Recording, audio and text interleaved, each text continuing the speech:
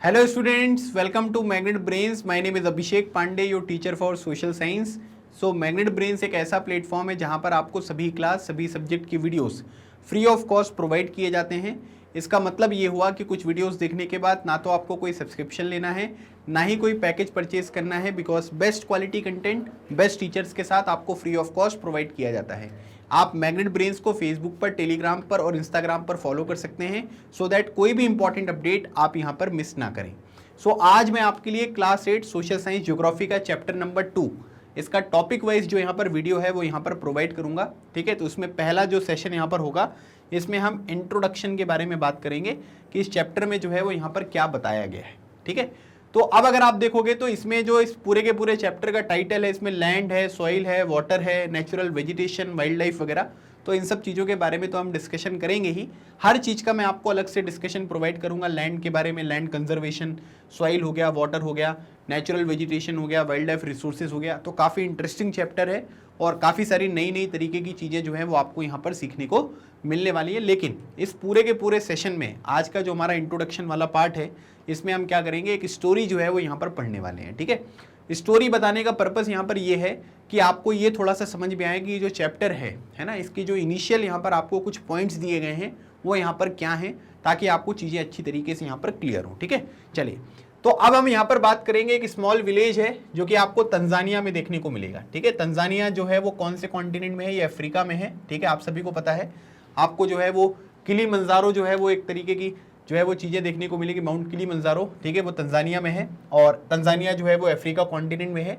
तो वहाँ पर क्या है कि वहाँ पर एक पर्सन है जिसका नाम है माम्बा। ठीक है, तो माम्बा जो है वो यहाँ पर क्या करता है कि वो सुबह सुबह जल्दी उठता है ताकि वो पानी वगैरह जो है वो यहाँ पर लेकर आ सके, है ना। तो पानी लाने के लिए माम्बा जो कि तंजानिया अफ्रीका में रहता है वो क्या करता है कि पानी लेकर आता है। She has to walk a long way and return after a few hours. ठीक है, और पानी लेने के लिए जो है वो यहाँ पर क्या है कि वो बहुत दूर जाती है और उसके बाद वापस आने में उसको बहुत ज़्यादा टाइम जो है वो यहाँ पर लगता है। ठीक है, क्योंकि अफ्रीका में आप सभी को पता है कि वहाँ पर पानी वगैरह की अवेलेबिलिटी जो है वो उतने बड़े स्केल पर नहीं है और इसी वजह से क्या है कि थोड़ा दूर दूर तक पानी लेके जाना पड़ता है, आना पड़ता है, तो उसमें काफ़ी टाइम लगता है। She then helps her mother in the house and joins her brother in taking care of their goods. ठीक है, उसके बाद वो अपने घर पर जो काम होते हैं उसके लिए अपनी मम्मी जो है उसको यहाँ पर ज्वाइन करती हैं और उसके बाद यहाँ पर क्या है कि वो अपने भाई की मदद करती है, जो भी यहाँ पर बकरियां हैं, गोट्स हैं, उनकी ख्याल रखने के लिए अपने भाई को ज्वाइन करती है। All her family owns is a piece of rocky land around their small hut. मतलब उनकी झोपड़ी है, ठीक है, मतलब जहाँ पर वो लोग रहते हैं और वहीं पर क्या है कि एक रॉकी लैंड है। रॉकी लैंड का मतलब यहाँ पर क्या है कि जैसे मान लीजिए कि ज़मीन है ना, और इसमें क्या है कि इसमें आपको अंदर जो है वो रॉकी टाइप का जो यहाँ पर पूरा का पूरा लैंड है वो यहाँ पर अवेलेबल है ना। मतलब पथरीली जो यहाँ पर ज़मीन है वो आपको देखने को मिलती है और उनके घर के पास ही अवेलेबल है। Mama's father can barely grow some maize and beans on it after toiling hard. मतलब कि उसमें क्या होता है कि अब कोई चीज़ अगर पथरीली ज़मीन है तो उस पर एग्रीकल्चर करना जो है वो उतना आसान होता नहीं है ना। और इसी वजह से काफ़ी प्रॉब्लम करने के बाद, मतलब काफ़ी मेहनत करने के बाद जो माम्बा है उसके जो फादर हैं वो कुछ मेज़ वगैरह हो गया, मक्का वगैरह और कुछ बीन्स वगैरह जो है वो उस खेत में यहाँ पर उगा पाते हैं, क्योंकि बहुत ज़्यादा फर्टिलिटी उसकी है नहीं है, तो बहुत ज़्यादा चीज़ों का जो प्रोडक्शन है वो यहाँ पर होता नहीं है। This is not enough to feed their family for the whole year, है ना। और इसीलिए क्या होता है कि जब प्रोडक्शन ही ज़्यादा नहीं होगा तो ऑब्वियसली यहाँ पर क्या है कि उनके पूरे परिवार को जो है ना, वो खिलाने के लिए वो चीज़ें यहाँ पर पर्याप्त आपको देखने को नहीं मिलेंगी। ठीक है, तो ये हमने किसकी स्टोरी समझी? ये हमने यहाँ पर जो माम्बा तंजानिया अफ्रीका में यहाँ पर रहती है, ठीक है, उसकी स्टोरी मैंने आपको यहाँ पर बताई। अब जो दूसरी स्टोरी हम यहाँ पर डिस्कस करेंगे उसमें लोकेशन जो है वो यहाँ पर चेंज हो गई है ना। और हम किसकी बात करेंगे? अब हम पीटर के बारे में बात करेंगे। So Peter lives in the heart of the sheep rearing region in the New Zealand where his family runs a wool processing factory, है ना। मतलब ये लोग क्या करते हैं कि इसमें बोला जा रहा है कि heart of the sheep rearing region. ठीक है, शीप रियरिंग मतलब यहाँ पर क्या है कि जो भेड़ होती है ना, तो भेड़ को जो यहाँ पर पालते हैं, है ना, और उस पर्टिकुलर एक्टिविटीज़ में यहाँ पर इन्वॉल्व करते हैं, तो वो न्यूजीलैंड में है ना। और पीटर जो है वो आप ये कह सकते हैं कि उसके यहाँ पर शीप रियरिंग वाला रीजन है। शीप वगैरह बहुत बड़ी मात्रा में अवेलेबल होती है और वहाँ पर अलग अलग तरीके की जो एक्टिविटीज़ हैं वो आपको देखने को मिलती हैं। और उसकी जो फैमिली है ना, उनकी एक वूल प्रोसेसिंग फैक्ट्री भी आपको देखने को मिलेगी जिसमें ऊन वगैरह यहाँ पर बनाया जाता है ना। मतलब पीटर की जो सिचुएशन है वो थोड़ी माम्बा की सिचुएशन से आपको इम्प्रूव देखने को मिल रही है। Every day when he returns from school Peter watches his uncle taking care of there sheep, है ना। मतलब जब वो स्कूल से वापस आता है तब वो ये देखता है कि भाई उसके अंकल जो हैं वो शीप, जो भेड़ हैं उसका ख्याल रख रहे हैं। Their sheep yard is situated on a wide grassy plain with hills in the far distance. ठीक है, मतलब कि उनका जो शीप यार्ड है जहाँ पर शीप वगैरह आपको रहते हुए दिखाई देते हैं, है ना, जहाँ पर उनको रखा जाता है, वो यहाँ पर क्या है कि बहुत ही एक ग्रासी प्लेन है जहाँ पर आपको घास वगैरह देखने को मिलती है, और दूर जो है वो यहाँ पर क्या है कि आपको हिली रीजन भी यहाँ पर देखने को मिलते हैं। ठीक है, तो घास वगैरह भी अवेलेबल है, मतलब कि आप ये कह सकते हैं कि खाने पीने की चीज़ें भी आसानी से यहाँ पर प्रोवाइड करी गई हैं। It is manage in a scientific way using the latest technology, है ना। अब एक बात ये ध्यान रखिएगा कि यहाँ पर क्या होता है कि जो भी इनका पूरा का पूरा शीप यार्ड है ना, जहाँ पर ये शीप रखी जाती हैं, इनको क्या किया जाता है कि इनको जो है वो साइंटिफिक तरीके से जो है वो यहाँ पर मैनेज किया जाता है, जिसमें टेक्नोलॉजी वगैरह का यूज़ किया जाएगा, है ना, क्योंकि काफ़ी बड़े स्केल पर चीज़ें हो रही हैं, तो टेक्नोलॉजी का प्रयोग करेंगे तो चीज़ें अच्छे से भी यहाँ पर होंगी और एफिशिएंट भी यहाँ पर आपको देखने को मिलेंगी।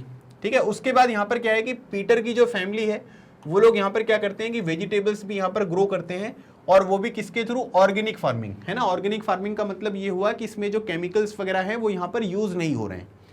मामा and Peter stay in 2 different parts of the world and lead very different lifes, है ना, मतलब एक अफ्रीका में लाइफ आप देख सकते हैं और एक न्यूजीलैंड में आप लाइफ देख सकते हैं, है ना। 2 अलग अलग रीजन में आपको रहते हुए दिखाई दे रहे हैं, और दोनों की लाइफ यहाँ पर क्या है कि डिफरेंट आपको देखने को मिलेगी। इस स्टोरी का पर्पस यही हुआ, इस स्टोरी को क्यों समझाया मैंने आपको, ये यही समझाया कि 2 अलग अलग रीजन्स में रहने वाले लोगों की जो लाइफ होती है वो यहाँ पर क्या है कि वो आपको डिफरेंट देखने को मिलती है।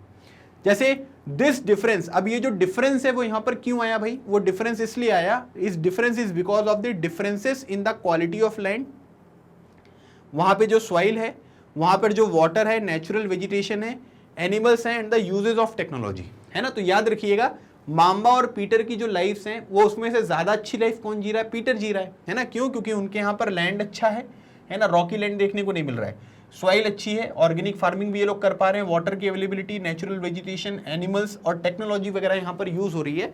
और इसी वजह से क्या होता है कि लोगों की अलग अलग रीजन्स में जो रहने वाले लोग हैं, है ना, उनकी लाइफ आपको अलग अलग देखने को मिलती है। एक्चुअली मुझे यही पॉइंट आपको समझाना था, इसलिए मैंने यहाँ पर क्या किया कि इस इंट्रोडक्शन वाले वीडियो में मैंने आपको वो स्टोरी भी यहाँ पर एक्सप्लेन करी, ताकि आपको चीज़ें अच्छी तरीके से समझ में आए। The availability of such resources is the main reason places different from each other, है ना। तो जहाँ पर क्या होंगे कि ये सारे के सारे जो रिसोर्सेज यहाँ पर होते हैं, है ना, मतलब कि लैंड हो गया, जो भी टेक्नोलॉजी हो गया, नेचुरल वेजिटेशन वगैरह, जहाँ पर अवेलेबल ज़्यादा होंगे तो आप ये कह सकते हैं कि वहाँ पर क्या है कि प्लेसेस आपको डिफरेंट देखने को मिलेंगे, है ना। और जहाँ पर क्या होंगे कि ये सारे के सारे जो रिसोर्सेज हैं, जैसे लैंड हो गया, सॉइल, वाटर, नेचुरल वेजिटेशन, है ना, टेक्नोलॉजी वगैरह, जहाँ पर कम होगी, जैसे तंजानिया में आपने देखा, है ना, वहाँ पर चीज़ें कम थी, तो वहाँ पर एक अलग तरीके का जीवन जो है वो लोग आपको जीते हुए दिखाई देंगे, है ना। तो यही सब अलग अलग तरीके के रिसोर्सेज हैं जिससे किसी भी पर्टिकुलर प्लेस की जो लाइफ होती है वो यहाँ पर डिसाइडेड होती है। तो इस पूरे के पूरे इंट्रोडक्शन वाले वीडियो में मैंने आपको ये बताया कि एक जगह पर लाइफ जो है वो अलग तरीके से हो सकती है, दूसरी जगह पर अलग तरीके से हो सकती है। उसमें जो इंपॉर्टेंट फैक्टर्स हैं वो कौन कौन से हैं, जैसे अगर आप देखेंगे तो उसमें लैंड हो गया, वाटर हो गया, है ना, फिर उसके बाद अलग अलग तरीके की टेक्नोलॉजी, वेजिटेशन यहाँ पर कैसा है, इस तरीके से लाइफ यहाँ पर अलग अलग जगह पर रहने वाले लोगों की अलग अलग तरीके से आगे बढ़ सकती है। ठीक है, तो अब यहाँ पर क्या होगा कि अगला जो हमारा सेशन होगा इसमें अलग अलग जो फैक्टर्स अभी हमने यहाँ पर जाने समझे, इनके बारे में मैं आपको यहाँ पर समझाऊंगा और अच्छी तरीके से आपको सारी चीज़ें यहाँ पर समझ में आ जाएंगी।